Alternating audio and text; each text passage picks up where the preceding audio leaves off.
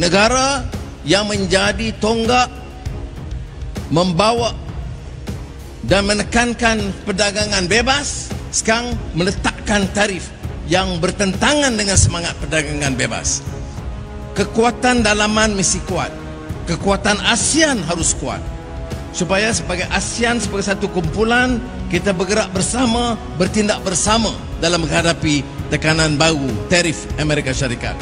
Dan saya tentu akan berunding juga dengan Perdana Menteri Jepun, Presiden Korea dan Presiden negara China, supaya tindakan kita itu nampak rapi.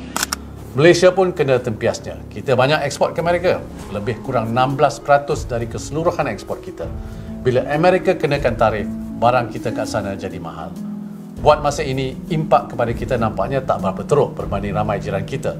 Kita kena tarif 24%. Vietnam kena tarif 46%, Thailand 37%, Indonesia 32%. Jadi, walaupun kita terjejas, masih ada negara lain yang lebih terjejas. Dan keputusan ini tentunya akan mengancam pertumbuhan dan keselamatan ekonomi dunia.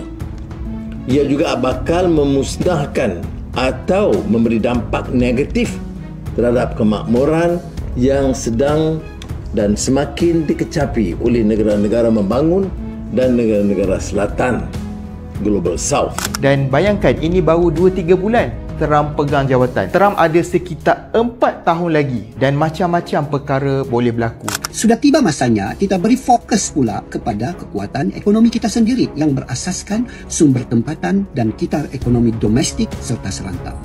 Tapi percayalah, dengan strategi yang betul, ekonomi akar umbi ini boleh menjadi tulang belakang baru untuk kestabilan masa depan ekonomi kita yang lebih resilient terhadap pergolakan brutal ekonomi dunia. Malaysia berhak mengambil langkah-langkah tertentu menjaga kedaulatan ekonominya.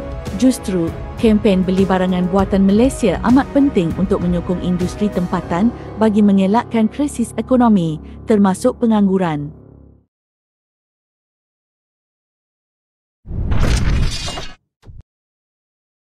Malaysia tampil memimpin negara-negara gergasi Asia untuk bersatu menentang kebijakan sepihak Presiden Amerika Serikat, Donald Trump, yang dianggap semakin menekan ekonomi Asia melalui tarif tambahan yang membebani.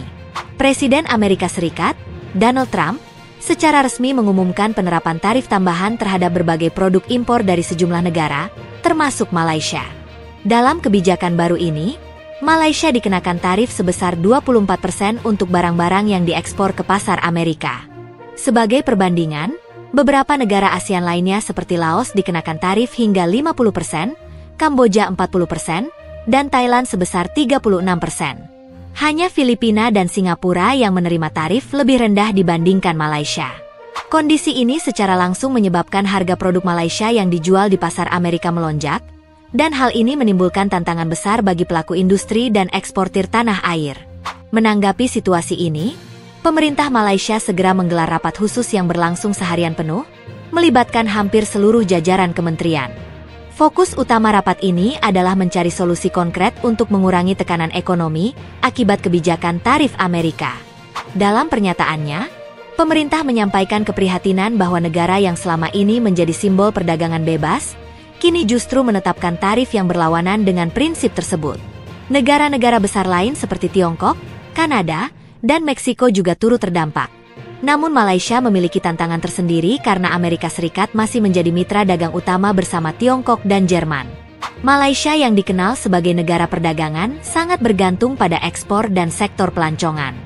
Salah satu produk ekspor andalan, yaitu semikonduktor, bahkan mencapai nilai lebih dari 200 miliar dolar AS, dengan sekitar 65% diantaranya dikirim ke Amerika Serikat.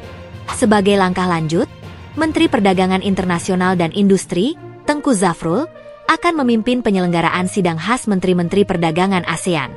Tujuannya adalah membangun pendekatan kolektif agar ASEAN dapat bertindak bersama dan solid dalam menghadapi kebijakan tarif Amerika.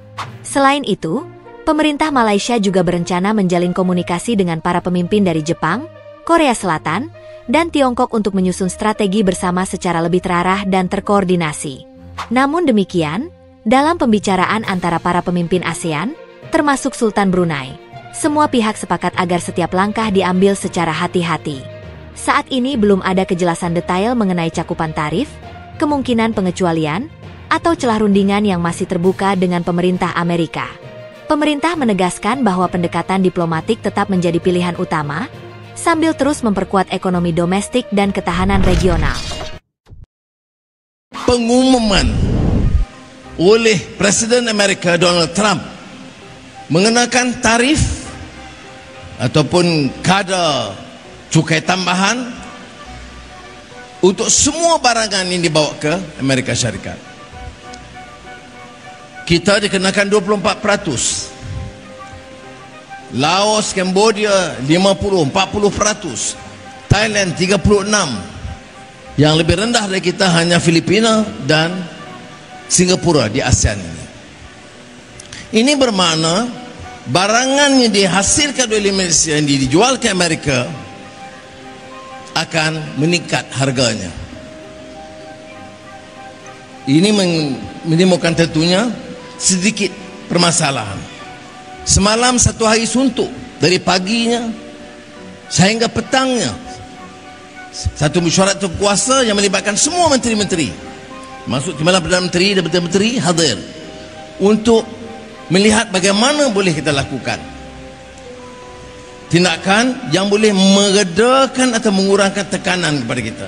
Ini negara yang menjadi tonggak membawa dan menekankan perdagangan bebas sekarang meletakkan tarif yang bertentangan dengan semangat perdagangan bebas. Negara China jauh lebih terkesan, Kanada, Meksiko parah kerana perdagangan mereka besar. Bagi Malaysia, Amerika Syarikat masih menjadi rakan dagang nombor 1 selain daripada negara China dan Jerman baru-baru ini. Kita tak boleh nafikan bahawa mungkin ada sedikit sebanyak terjejasnya pertumbuhan ekonomi yang kita rancak, ya. Pertumbuhan ekonomi kita yang agak baik. Malaysia ini negara dagang. Kita bergantung pada pelancongan, dan pelancongan maknanya dari asing. Kita pelancong ekspor. Berapa ekspor kita dari semiconductor? Itu mencecah $200 bilion. Kemana? 65% ke Amerika Syarikat. Jadi apa jalan keluar? Gunding dengan baik. Akan datang Menteri Perdagangan MITI Tengku Zafrul akan mempengusikan sidang khas Menteri-Menteri Perdagangan ASEAN, supaya sebagai ASEAN, sebagai satu kumpulan, kita bergerak bersama, bertindak bersama dalam menghadapi tekanan baru tarif Amerika Syarikat.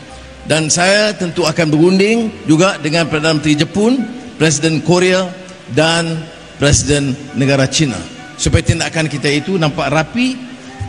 Tapi dalam masa yang sama, dalam rundingan saya dengan semua ketua-ketua negara ASEAN, termasuk Tuanku Sultan Brunei semalam, semua menganjurkan supaya kita lebih berhati-hati. Kekuatan dalaman mesti kuat, kekuatan ASEAN harus kuat, tetapi tidak boleh gopoh dalam tindakan kerana belum ada kepastian secara terperinci di mana tindakan itu, setakat mana, apa yang diberikan kelepasan dan kelonggaran, dan apakah mungkin kita teruskan sedikit sebanyak rundingan lagi dengan Amerika Syarikat supaya dapat mengurangkan tekanan ini. Assalamualaikum dan kepisanangan. Mari kita bercerita sedikit tentang isu yang sedang hangat dibualkan pada ketika ini, sama ada di media sosial ataupun media-media arus perdana. Ia adalah tentang isu tarif yang telah diperkenalkan oleh Amerika Syarikat, isu tarif yang baharu yang telah diperkenalkan oleh Amerika Syarikat di bawah pentadbiran Trump yang ketika ini seperti sedang menggoncang dunia. Banyak negara termasuk Malaysia terkesan dengan perkembangan terbaru ini. Ya betul, dari satu sudut ia memang boleh mengancam. Kita boleh menjangka aktiviti import dan ekspor mungkin akan makin perlahan, dagangan mula tidak seimbang dan pelabur asing pun mungkin akan mula ragu-ragu. Tetapi kita juga tidak boleh melihat ini hanya daripada sudut begitu. Barangkali tindakan overprotective USA ini sebenarnya boleh menjadi peluang yang Malaysia tidak patut lepaskan. Daripada ancaman, kita melihatnya sebagai satu opportunity.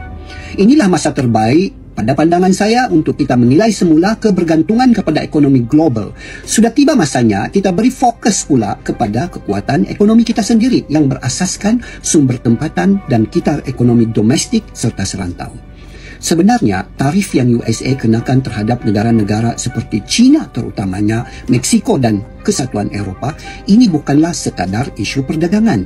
Ia mencerminkan ketegangan geopolitik yang membabitkan pergeseran kuasa ekonomi dunia. Kita pun tidak tahu apa kesudahannya nanti, dan sejujurnya ia memang di luar kawalan kita. Sebagai sebuah negara kecil dengan pasaran terbuka, kita tidak sentiasa mampu mengubah dasar tarif negara-negara lain. Ya, mungkin melalui rundingan dan juga hubungan diplomatik, kita sedikit sebanyak boleh mempengaruhi, but we are still under their mercy. Mau atau tidak mau itu terpulang kepada mereka. Namun begitu, kita boleh buat sesuatu untuk menentukan takdir kita sendiri dengan tegas. Kita anjak cara berfikir, kita boleh ubah suai polisi dan kita juga boleh ubah hala tuju dan prioriti ekonomi kita. Saya rasalah kan, kita juga patut mula melihat konflik ini bukan hanya sebagai satu cabaran semata-mata, tetapi sebagai satu push factor untuk kita mengubah struktur ekonomi dalam negara. Apakah yang paling strategik? Kita fokus kepada pengukuhan ekonomi akar umbi. Apa itu ekonomi akar umbi? Ini adalah bentuk ekonomi yang digerakkan oleh individu, komuniti dan perniagaan kecil dalam negara menggunakan sumber dan ekosistem tempatan sepenuhnya. Ini berbeza dengan ekonomi aras tinggi yang melibatkan syarikat-syarikat gergasi yang besar, industri-industri yang tinggi, kemudian pelabur-pelabur asing dan juga aktiviti import dan ekspor. Ya, saya faham. Cabarannya tetap ada. Macam mana kita mahu mengembangkan ekonomi akar umbi dengan keadaan pasaran tempatan kita pun masih terlalu kecil? Begitu juga rantaian nilai bagi sistem ekonomi akar umbi kita juga masih lagi pendek-pendek. Belum lagi ada diversifikasi aktiviti ekonomi urus niaga yang betul-betul meluas. Tapi percayalah, dengan strategi yang betul, ekonomi akar umbi ini boleh menjadi tulang belakang baru untuk kestabilan masa depan ekonomi kita yang lebih resilient terhadap pergolakan brutal ekonomi dunia.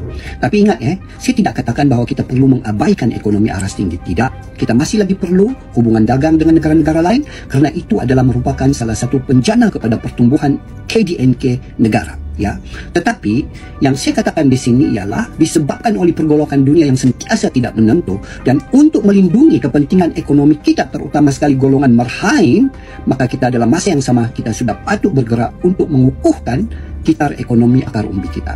Ini bukan April Fool. Trump dah kenakan tarif kepada seluruh dunia dan Malaysia pun kena juga. Mengapa Trump buat begini? Okey, ceritanya macam ni. Bayangkan Amerika Syarikat ini macam kedai besar. Sekarang ni orang Amerika suka sangat beli barang dari kedai lain sebab harganya lebih murah berbanding barang yang made in USA.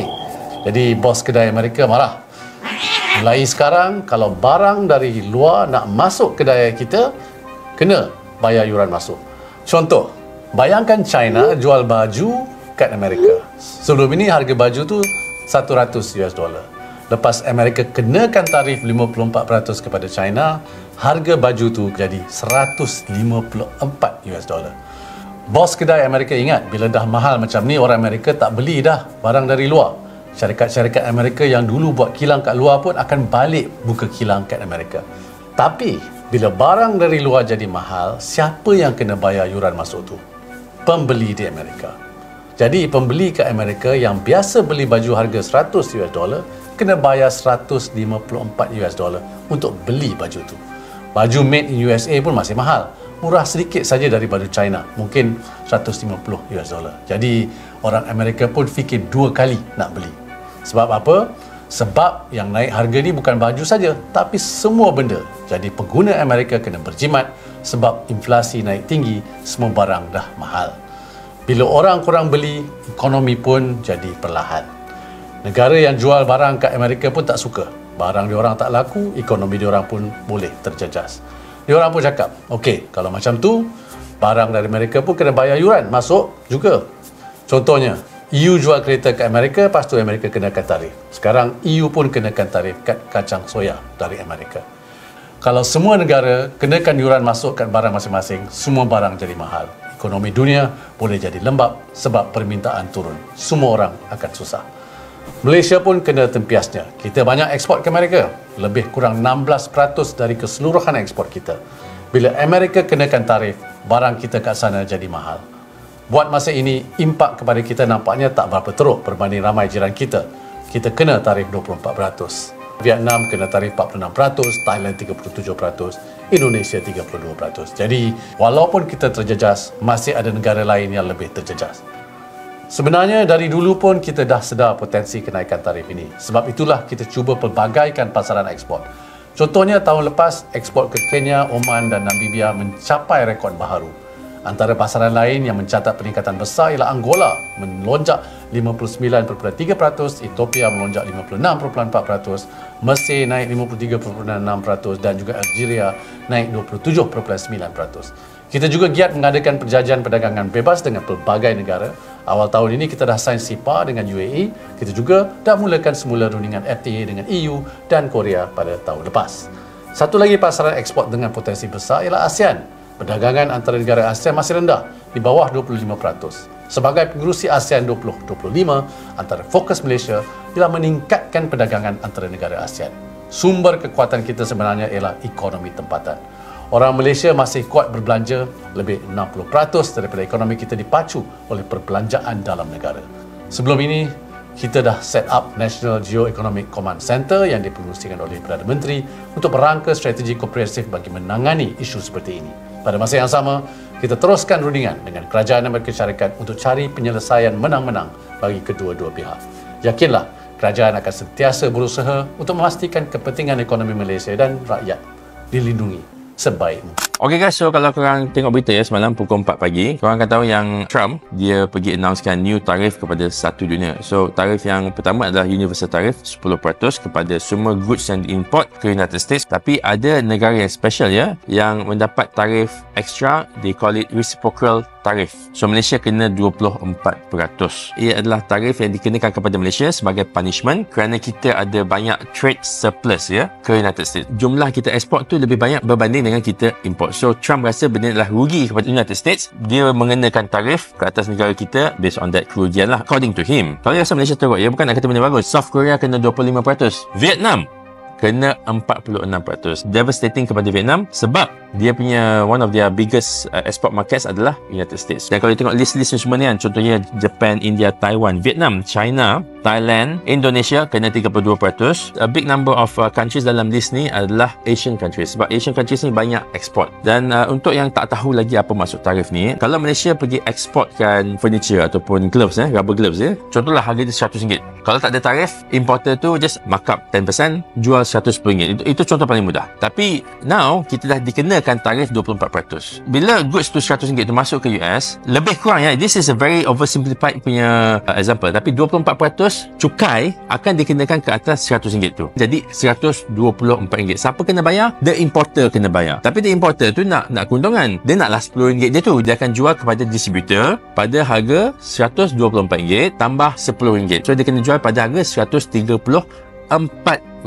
So jadinya harga goods tu tak kisahlah rubber gloves ke electronics ke whatever lah yang diimport ke dalam United States akan naik harga. Semua barang akan naik harga. Memanglah ada orang kata bukan Malaysia sahaja bayar, kita ekspor pada harga RM100. Kita tak rugi apa-apa pun. Tak juga. Sebab bila harga barang tu naik, tadi harga barang tu RM110 tapi sekarang ni dah jadi RM134. The consumer punya demand kepada barang tu akan menurun. Yalah kan, dulu boleh beli banyak, sekarang ni harga dah naik, terpaksa beli sikit. So bila inflasi, orang akan start takut pula untuk berbelanja. So bila orang takut berbelanja, boleh trigger recession. Ni masalahnya lah. Bila Trump cari pasal dengan ekonomi satu dunia akan kena. Okay, so what can we do as a Malaysian sebab financial finance ni bincang pasal personal finance. So my recommendation adalah untuk berhati-hati. Kita sebagai seorang yang bertanggungjawab ke atas ekonomi keluarga kita dah kena berhati-hatilah sebab there is always a possibility company kita akan lay offkan kita sebab revenue akan drop in the coming years. Trump is not going anywhere. Dia ada lagi 4 tahun untuk duduk kat situ. Okay, so cuba korang komen sikit lah. Siapa yang ada idea macam nak manipulate ataupun nak take advantage of this situation? For me, maybe some of us kena start belajar Mandarin lah. Sekiranya tarif 24% itu dilaksanakan, tentu sekali ekonomi dan unjuran pertumbuhan KDNK 2025 yang kita umumkan sebanyak 4.5 hingga 5.5% terpaksa dikaji semula. Kerajaan tidak mengunjurkan kemelesetan atau kelembaban ekonomi. Ini mungkin permulaan berakhirnya globalisasi dan liberalisasi perdagangan. Dan keputusan ini tentunya akan mengancam pertumbuhan dan keselamatan ekonomi dunia. Ia juga bakal memusnahkan atau memberi dampak negatif terhadap kemakmuran yang sedang dan semakin dikecapi oleh negara-negara membangun dan negara-negara selatan, Global South. Kerajaan tentunya menafikan dakwaan Amerika Syarikat bahawa Malaysia telah mengenakan tarif 47% ke atas import Amerika Syarikat ke Malaysia. Asas pengiraan tarif ini tidak tepat. Kerajaan Malaysia akan terus bekerjasama dengan Amerika Syarikat dan telah memulakan beberapa sesi perbincangan dengan tokoh-tokoh utama kerana kita harus mencari penyelesaian yang boleh diterima oleh kedua-dua pihak, pendekatan yang adil dalam isu tarif timbal balik ini.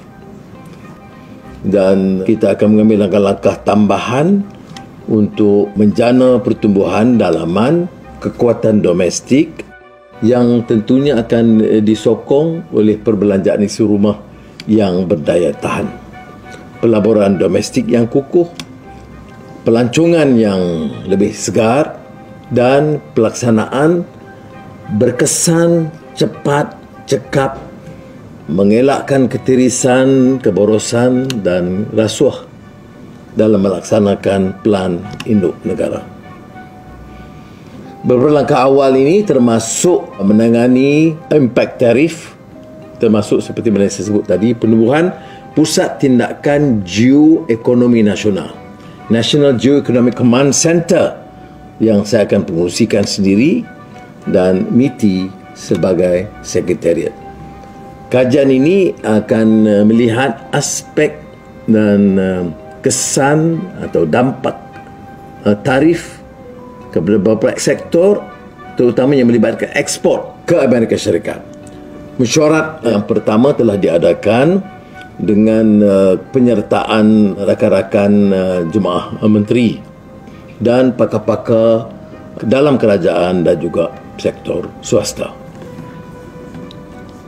Melalui Kementerian Pelaburan dan Perdagangan, MITI, kita akan mengadakan sesi sama dengan kedutaan, khususnya Amerika Syarikat, Persatuan Industri, Dewan Perniagaan, badan-badan penyelidik dan pemikir, supaya mengurangkan kesan melalui langkah mitigasi untuk melindungi kepentingan negara. Minggu ini, Trimiti juga akan mengadakan mesyuarat talian dengan Menteri Ekonomi ASEAN supaya dapat menyiapkan satu respon yang selaras di peringkat ASEAN.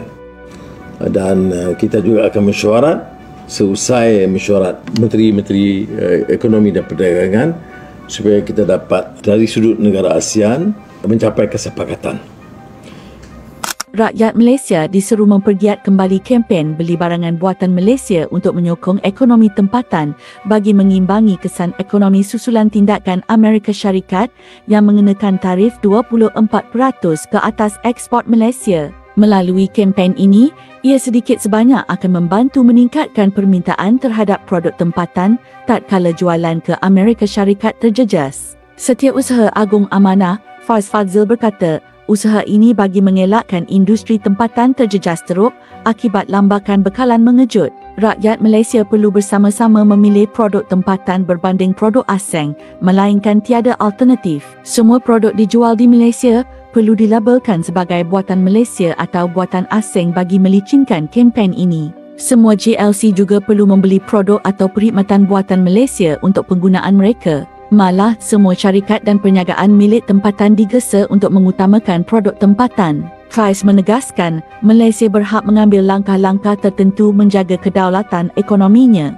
Justru, kempen beli barangan buatan Malaysia amat penting untuk menyokong industri tempatan bagi mengelakkan krisis ekonomi, termasuk pengangguran. Selain itu, beliau turut menyokong beberapa cadangan bagi mengimbangi kesan ekonomi terhadap tarif Trump, termasuklah keputusan Kementerian Pelaburan, Perdagangan dan Industri untuk mengadakan perbincangan aktif bersama pihak Amerika Syarikat berkaitan tarif ini. Oleh itu, kata Faiz yang juga pengerusi LKIM, cadangan beberapa pihak untuk melaksanakan tarif balas terhadap langkah terbaru kerajaan Trump ini tidak sesuai, malahan boleh mengeruhkan keadaan.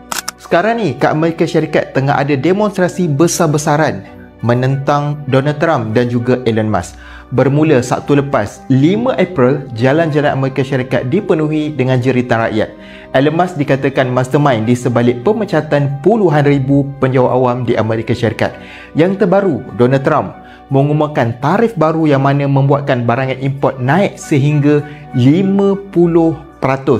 Malaysia juga dikenakan tarif sebanyak 24%. Selain itu, pentadbiran Trump juga memotong dana kesihatan yang bernilai lebih 12 bilion yang mana ini secara tidak langsung menjejaskan akses kepada perkhidmatan kesihatan bagi ramai rakyat Amerika. Demonstrasi ini bukan satu tempat je tetapi di 50 negeri di seluruh Amerika Syarikat. Dan bayangkan ini baru 2-3 bulan Trump pegang jawatan. Trump ada sekitar 4 tahun lagi dan macam-macam perkara boleh berlaku. Okey, jom kita bincangkan apakah kesan kenaikan tarif Donald Trump ni ke atas ekonomi Malaysia khususnya.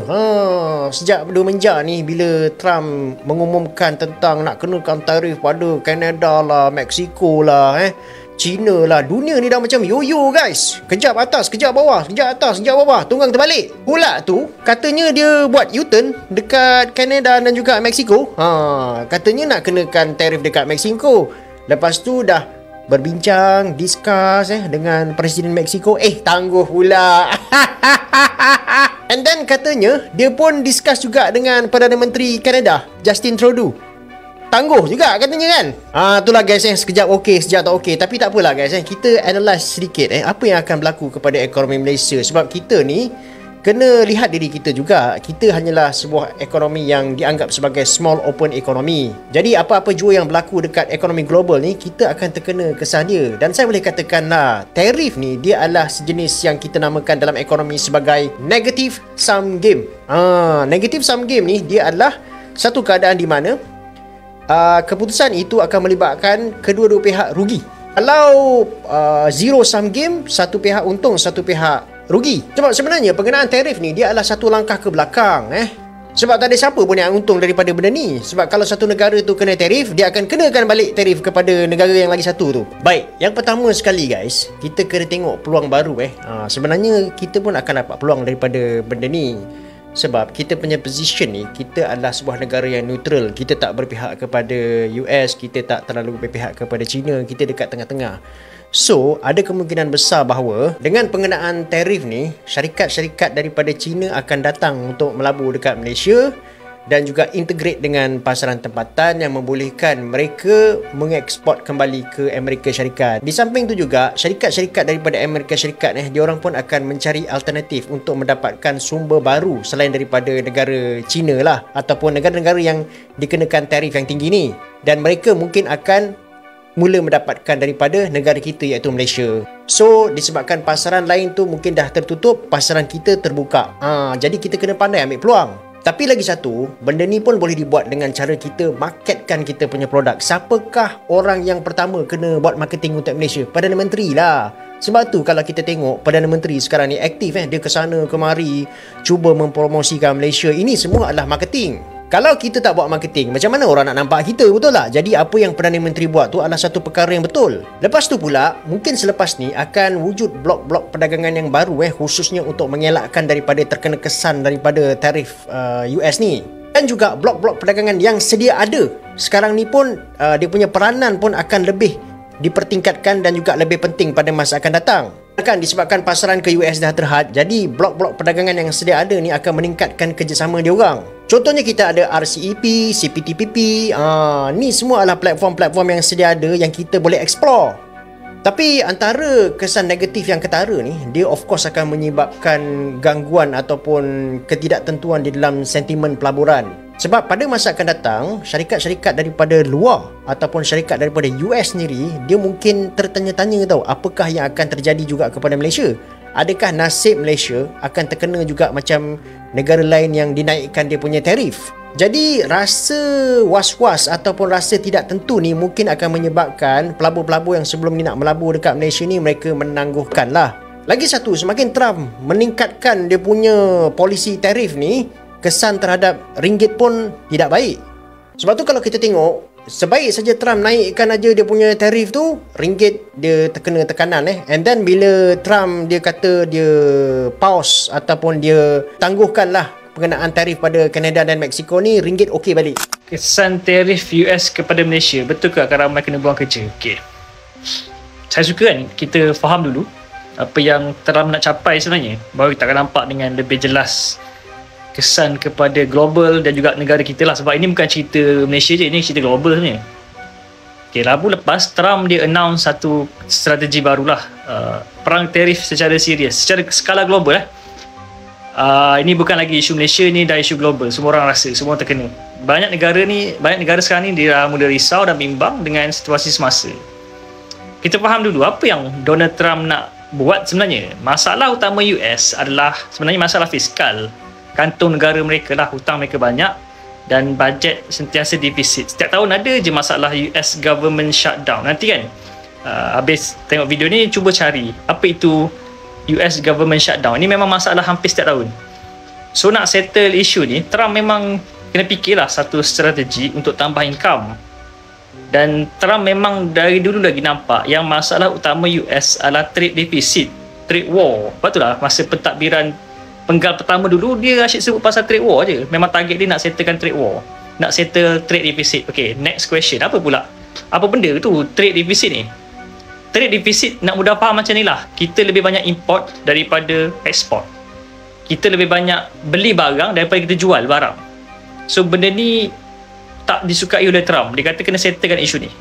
Okay, dan kena fikir balik, kenapa masalah ni berlaku? Kenapa trade deficit ni berlaku?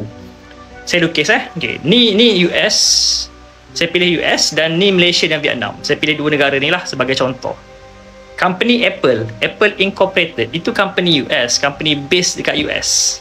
Tapi company Apple Inc, mereka sebenarnya lebih banyak invest keluar berbanding invest dalam negara. Memang mereka company US, tapi mereka lebih banyak invest keluar. Apa hal nak invest lebih banyak keluar pula? Sebab kalau invest keluar, mereka boleh buat satu produk yang lebih murah. Sebab apa? Cheaper manufacturing, cheaper production cost.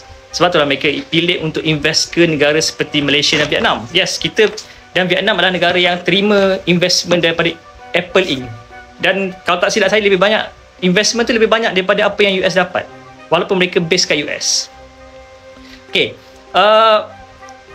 disebabkan keadaan ni, Malaysia dan Vietnam sebenarnya kita enjoy investment yang masuk daripada Apple Inc lah salah satu contoh, banyak lagi. Apabila investment masuk, kita enjoy pertumbuhan ekonomi, enjoy pembinaan facility manufacturing, kita enjoy technology transfer, dan kita enjoy lah job creation daripada investment ni, daripada Apple Inc ni. US pula, dia orang terlepas peluang nak dapat investment daripada local based company sendiri. Tak banyak seperti tak maksimum seperti mana yang sepatut dapat. Terlepas peluang nak ada pertambahan manufacturing dekat sana locally, terlepas situasi di mana teknologi transfer berlaku, terlepaslah skill tu keluar, dan less job creation yang sepatutnya mereka berdapat tak dapat. Sebab apa? Investment tu keluar. Sepatutnya manufacturing dibuka dalam negara US, boleh bina banyak hilang. Bila bina banyak hilang, banyaklah peluang pekerjaan tercipta kan. Okay, Trump nampak benda ni, dia nampak tak seimbang ni, so dia nak betulkan benda ni lah. Apple Incorporated, dia boleh invest keluar, betul, Trump kata okay, boleh invest keluar, tapi apa-apa produk yang dihasilkan dekat luar, kalau nak bawa masuk balik ke US, kena tarif, cukai, sama lah. Tarif dengan cukai ni sama je, lebih kurang je, menyebabkan apabila barang tu masuk balik ke US, barang tu terpaksa dinaikkan harga lah. Sebab apa? Nak cover cost tarif tu. Kalau barang naik harga, consumer dekat US mungkin tak nak beli sebab dah makin mahal. Ada tarif lah, tarif tu menyebabkan harga makin mahal. Consumer dekat US, pembeli dekat US tak nak belilah. Okay, yang mana akan menyebabkan Apple Inc akan berfikirlah, okay, kalau ini keadaan dia, mungkin Apple Inc pun kena ubah dasar dia, dasar company lah. Daripada kita invest keluar, baik kita invest lokal. Baiklah kita invest buka manufacturing dekat dalam US sendiri, locally. Sebab akhirnya cost dia mungkin hampir sama. Kalau produce kat luar, nak bawa masuk balik kena tarif. Baik buat ke dalam, tak kena tarif. Okay, ni sasaran Trump sebenarnya. Dia nak pastikan company dekat US base kat US seperti Apple Inc. dan banyak lagi, kau stay kat local, invest local, create job dekat local. Okay?